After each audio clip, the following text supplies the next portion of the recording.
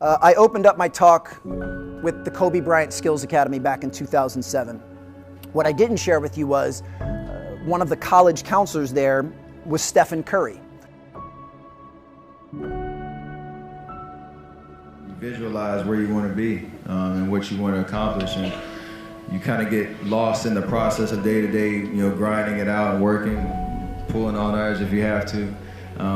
It's just about not losing vision and not losing sight of what you're trying to accomplish, no matter what hurdles you have to go through. So I think that kind of relates to whatever you're doing.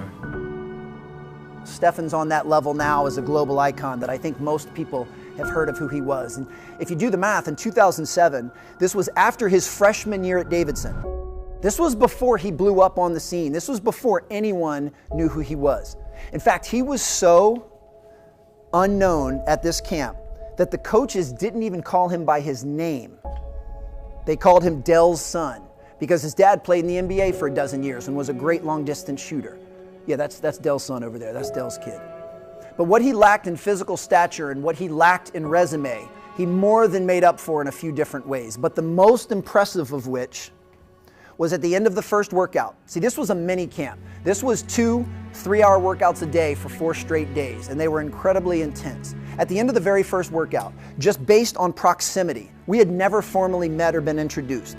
He said to me, "Coach, will you rebound for me? Because I don't leave the gym until I swish 5 free throws in a row." Swish 5 free throws in a row. For those of you that have never personally shot a basketball before, let me tell you, that is an incredibly high standard.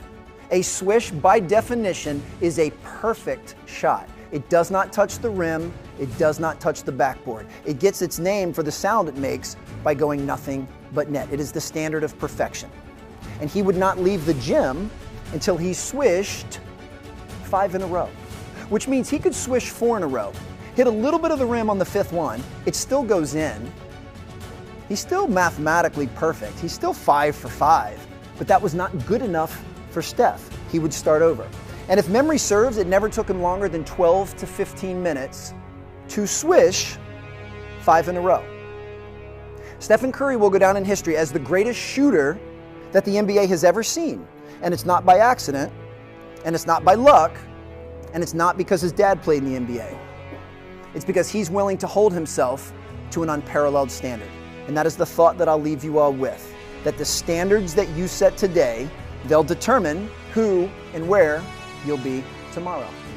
It's about visualizing, whether you write it down, put it on the wall, do something, what your goals are, and get lost in the process of day-to-day grind, day-to-day getting better every single day.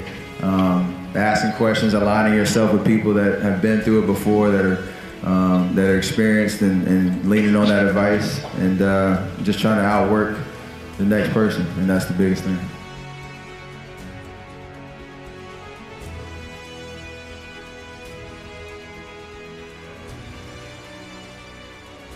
I like to be one step ahead when it comes to seeing the game and to understanding what's going on and being observant. And if I can, train my mind to be there and to be sharp, and to really push me to that next level, then I think that's as important as, being physically ready as well. That means when everything's in sync and when I'm confident, the sky's the limit for what I'm able to accomplish.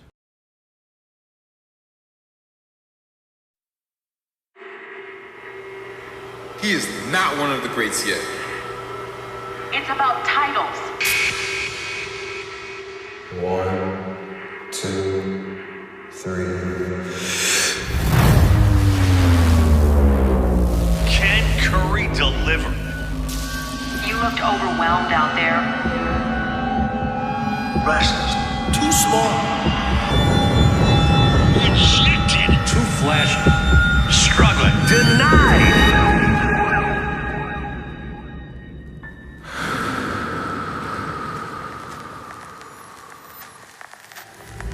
Calm, strong, focused. Number 30, Stephen